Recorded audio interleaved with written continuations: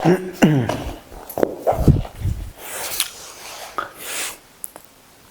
morning. I was asked not too long ago to do a video on the basics of rope flow, so might as well get into it. Maybe you've seen me swinging around the ropes in some of my Instagram or Facebook videos. It's a training tool that I've been using for, as shooting this video, about a year now.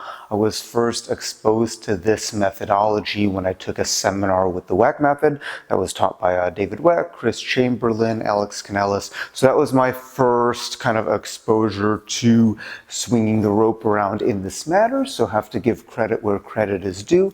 And I'm going to talk about why it's useful, why you may want to include it in your practice, why you may not want to include it in your practice, and then just a few basic movements to get you started before adding complexity. So as a training tool, honestly, it doesn't get more simple and useful. So it's literally just a rope. So it's, they have some fitness tools that are literally just fitness tools, and you can't use them outside of their purpose for fitness. So that's the cool thing about this as a training tool. I'll show you a couple other ropes as well, is that it's a rope. So a rope has unlimited uses, right? Charlie Bronson's always got rope, if you're a Boondock Saints fan. So that's the point, is it is a rope. It's really simple and it's really flexible. So the whole point of it is that you have to move your body to manipulate the rope. So there's a lot of really interesting kind of 3D movements that end up happening with your shoulders and with your spine that you wouldn't necessarily be exposed to just kind of lifting or moving in a linear pattern like a lot of the fitness methodologies have us do. So it's cool because it exposes you to these movements and new positions. Again, the rope, this one is from Winding Rope. This is called the Cush sheath. Hopefully it finds the focus. So you can see the weave. Couple other ones. This is the original Weck Method rope that I was given at the seminar. So that's a different material. This one is from Octo Moves. So there's a lot of companies you can buy rope from. Obviously, you can just get your own rope. These are specifically made for rolling, so there's a bit of convenience there. They're more expensive, of course, but at the same time, it's like if you actually want a good quality rope, that's not going to be cheap per foot either. So it's up to you what you want to do with it. You can see the ends. So that's the cool thing, right? There's nice little detail work on the ends of the rope. But yeah, basically it's just a rope with two handles. And you can use any kind of rope. It's just that these are specifically weighted. And they're tested to be good for this kind of spinning flowing movement. They're made of different materials and they have different weave. So it's not that one is better than the other, it's just personal preference, because the way they feel when they have that weight in them and then the way they cut through the air is going to be a little bit different. So every rope kind of has its own personality in that sense. If you're looking to get one, I can recommend several companies. So you have out of San Diego, USA, the Weck Method. They sell ropes. Out of Lithuania, you have Octo Moves. And out of Australia, you have Winding Ropes. I'm sure I'm forgetting. Oh yeah, out of the UK, you have Way of the Rope. So in most places of the world at this point, there's probably a vendor close to you. But yeah, super useful training tool. Even if you don't use it in this idea of figure eights and circles, you can still hang it off of a tree, do some pull-ups and rows with it.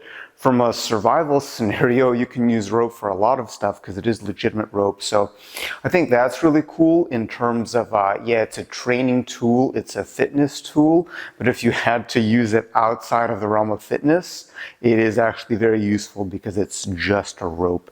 So I'm going to talk a little bit now just about some of the fundamental movements and how to start moving your body in this pathway and why it's so useful. And then a few basic movements to get you started. It gets a lot more complex than this, but these are just the standard basics. So in one arm, you're going to hold it. The cool thing about these handles that are a little bit thicker than the rope is that you don't actually have to grip onto it very hard. You can keep the hand very relaxed and still hang on to it.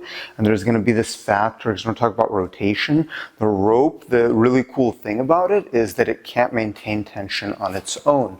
So in order to maintain maintain tension on the rope. Every movement is rotational in nature, and in that rotation you can rotate from the hand, from the wrist to steer it. There's going to be shoulder rotation, there's going to be spinal rotation, so it's rotation in many different planes, which is why such a simple, flexible tool like this is really cool in terms of biomechanics. So first order of business, I'm going to go backwards and I'm just going to make circles, right? And here's what I can do. If I keep the arm still, the circles are coming from the wrist, so it's a good wrist warm up. If I start to relax the arm and move it, now I'm getting some shoulder movement. I can keep the arm straight, and this is really nice for shoulder stability. In and out, I can rotate the body. So already there's a lot of good stuff happening in my wrist, in my elbow, in my shoulder, and it's all low impact. So I can do this for many reps. And then if you want to get deeper into it as well, what I can do is bounce. So when the rope goes up, there's a little bit of momentum to help with the jump. So I can also add these small hops. And that's also, you get some timing, you get some coordination, and then switch. And I'm going slow, but I can start to rotate fast. And because the rope isn't very heavy, these ropes weigh about a pound, about 500 grams, plus or minus. So the weight, it's not heavy, but when you swing it fast, you get that centripetal force, you get that air resistance, starts to get a lot heavier. Bounce. And here's the interesting thing too with the jump. So I can use the wrist to power the rotation. I can use the shoulder. If I keep the wrist more stiff, then I can do these circular movements with the shoulder to power the rotation. This one's difficult to do with the spine, but the figure eights we're going to talk about later. I can also use the jump to power the rotation. So my arm and shoulder are completely still, but I'm keeping the rope rotating through the jump, through the force of the jump. So, and I did that for a minute, I have a nice pump going on. So even just a basic circle, and there's a lot happening. There's a lot happening in the body from a biomechanical standpoint, and it's really good, because we don't, especially in the world of fitness, it's a lot of straight movements. There's not much talk about rotation, and the capacity of our body to rotate in all these different ways, I think it's super interesting. Super, super interesting. So we can also go forwards, backwards, circle, forward, circle. Same idea. What I can start to add in the forwards is this, try not to whack the camera, so I can rotate from the wrist, I can rotate from the shoulder like this, but I can also power, I can do kind of like a snap of the whip, right? I can go forwards and backwards with the arm, and that adds kind of its own element. But yeah, the idea is you're always trying to keep maximal tension on the rope. So to do this, every movement has to be circular, but you start to explore, if you put different constraints on yourself, you start to explore different ways to move in a circle, and it's easy to get the reps in because it just feels cool. It's always moving, right? It's not start, stop. It's continuous motion, which is the other thing that's really cool about the rope, is that it's always moving. So in terms of this idea of kind of picking up a movement meditation practice, like a moving meditation, really cool tool to do that. Not even that you need it, but because the movement of the rope never stops. Once you understand that circular pathway, it becomes very interesting because you can just pick up this rope, keep moving it for 10 minutes, and it feels good. It feels good for the body, good for the mind, clears the mind. Yeah, just another benefit of this. So the only other movement I'm really going to cover today after the circles is the figure eight, the infinity. The infinity pathway. Just two circles. This is the direction change. So I go left, then I go right, and I make a big circle turn to do that. So we're going to go backwards first. So we can go basic circle. I'm still trying to be vertical, right? So I'm not trying to cut across too much like this. You can, that actually, it's a little bit more advanced for maintaining momentum. So what I'm thinking about in terms of simplicity is up, up, up. And what we can do is, just like we did before, isolate it to different parts of the body. So what if I keep my shoulder and my body pretty rigid? I have to isolate the movement to the wrist. Now this rope weighs about 1 pound. It's starting to feel a lot heavier than 1 pound because I'm moving it almost completely from the wrist, getting a nice forearm pump. What if I kept my body still and tried to move it only from the shoulder, right? So what's happening in the shoulder? I'm going pinky up, so I'm getting this huge external rotation, and then I'm getting a big internal rotation because I'm going pinky and pinky. So I'm going pinky up both times. So I'm going external rotation, internal rotation, and a smooth transition between the two. So look what's happening in my shoulder. And of course, as I go faster, it starts to become heavier, and I use the muscle in the shoulder a lot differently to make that happen. Now, as you go faster, what's going to happen is you're going to smack yourself with the rope. Sometimes in the foot, sometimes in the head. It stings a little bit. That's part of the journey. You just kind of have to laugh it off and then maybe go back to basics, try again, whatever you got to do. So figure eight. Figure eight, try to go vertical, vertical, vertical, switch arms. It's something else you can practice. You can have the other hand next to it, and then you can practice the handoff, the switch. Super useful movement. So talked about the wrist, the shoulder. The other thing, and this is going to play a bigger role when we do two-hand variations, is movement of the hips and the spine. So if I keep my arm and my wrist stiff, I can move the rope with movement of the spine. So what am I doing? Same figure eight movement. I'm going down, rotating, up, down, rotate, up. So, and this is actually a similar movement that you're going to see in locomotion patterns as well. That's what they actually teach a lot of at the Weck Method seminar that I really enjoyed, is a lot of how this echoes in these locomotion patterns like walking and running, and it can build efficiency, and it's a 3D pattern with the spine doing a lot of work. So that's another way, and then you can combine all of it, right? You can combine shoulder, wrist, spine. Really nice movement, really nice warm-up. Nice thing to do is kind of, you know, if you do like movement snacks or whatever you want to call it, you know, you're doing work on the computer, sometimes you take a few minutes just to move around. This is a great thing to pick up.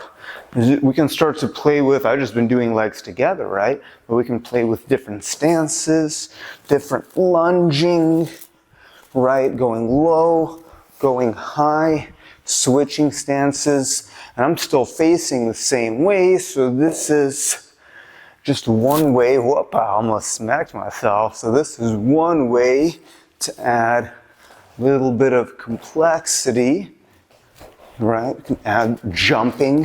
Whoop, you can add some jumps when the rope comes up. So a lot of stuff you can do with this. A lot of creativity for such a simple tool. Also need to talk about forwards figure eights.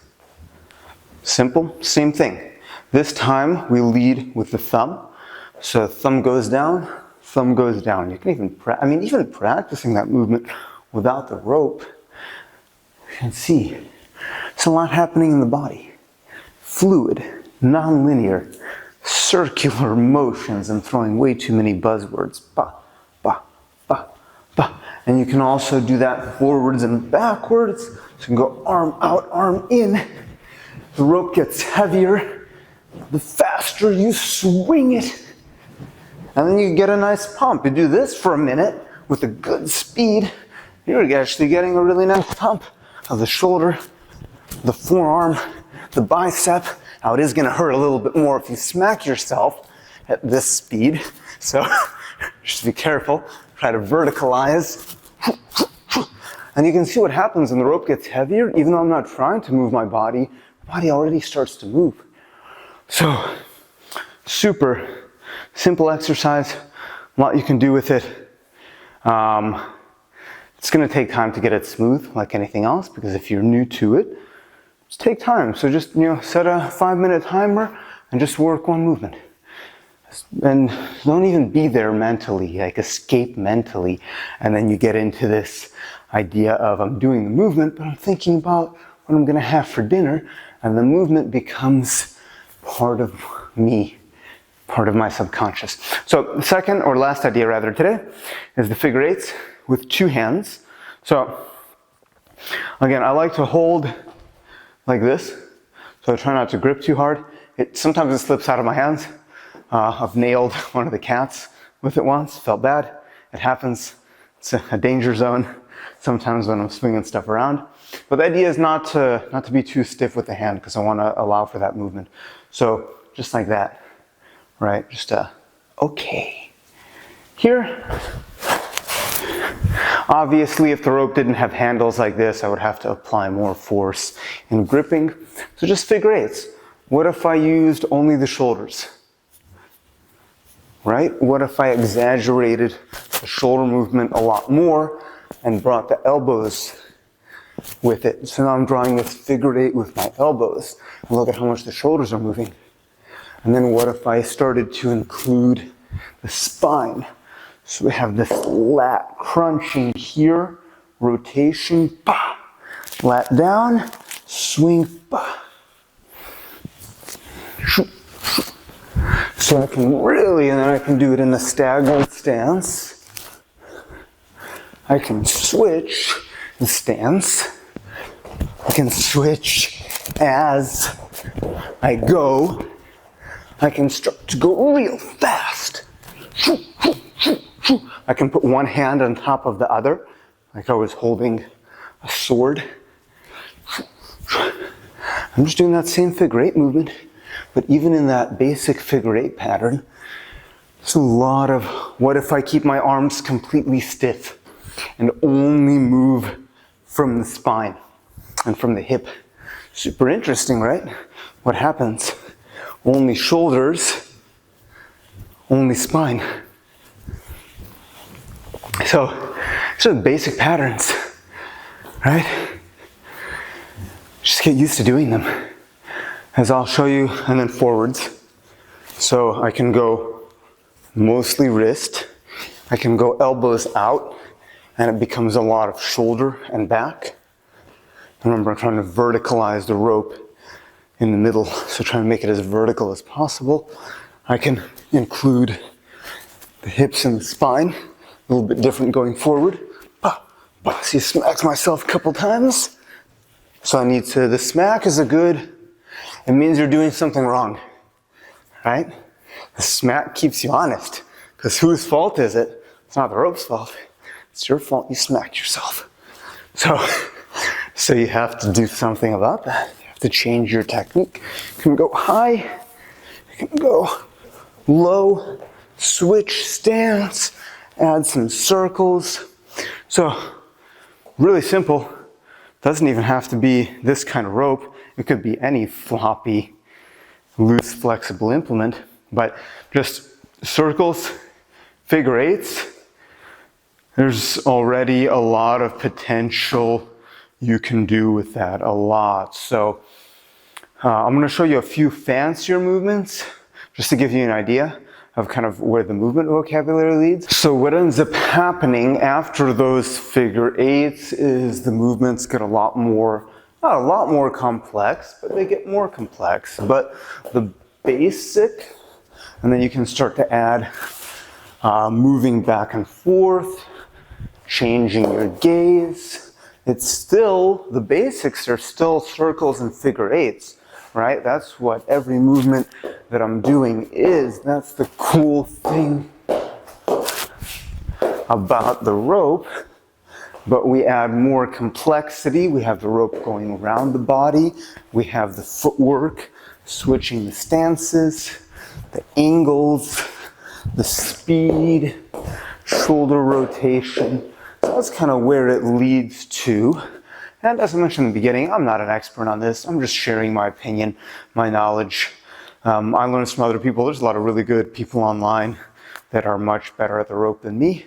I just think it's cool. I've been doing this about a year now, and I've really enjoyed it as a moving meditation, as a way to put the body into different positions, as a low impact form of training, easy cardio as well. One of my favorite kind of sprinting cardio exercises with the rope that I've been doing lately is, they call this one, David Weck calls it the Matador's wheel underhand. So I do that combined with jumping lunges. You don't have to do very many of these to tire yourself out pretty quick. So that's kind of a really good high intensity sprint type exercise that I've been doing. But yeah, the other thing I really like about the rope is super portable. Put this in your bag, doesn't take up a lot of space, doesn't weigh much. And then at any point you can bring it out, swing it around. You don't have to warm up because this is the warm up. So yeah, just talking a little bit about the basics. I think it's a super useful training tool. Some people think it's silly. It is. Life is silly, man. Why do you do this? Why do you do anything? Does it matter? Does anything matter? I don't know. Philosophical questions to ask yourself. So here's why I do it. I do think it's legitimately useful from an athletic standpoint. I think it's a good low impact workout. I think it's a good mental moving meditation. I think there's a lot of movement potential with it. I like the way it feels. And I don't care if it looks silly. So that's up to you. I guess if you really wanted to look cool doing this, I'm not there yet. Maybe get a Kevlar rope, light that shit on fire. I don't know. but yeah, it's up to you. So I think it's legitimately useful. I've been enjoying including the rope in my training. Oh yeah, that's the other thing, you work both sides, because every movement goes two sides. That's the other really cool thing. So yeah, I've been really enjoying including the rope in my training.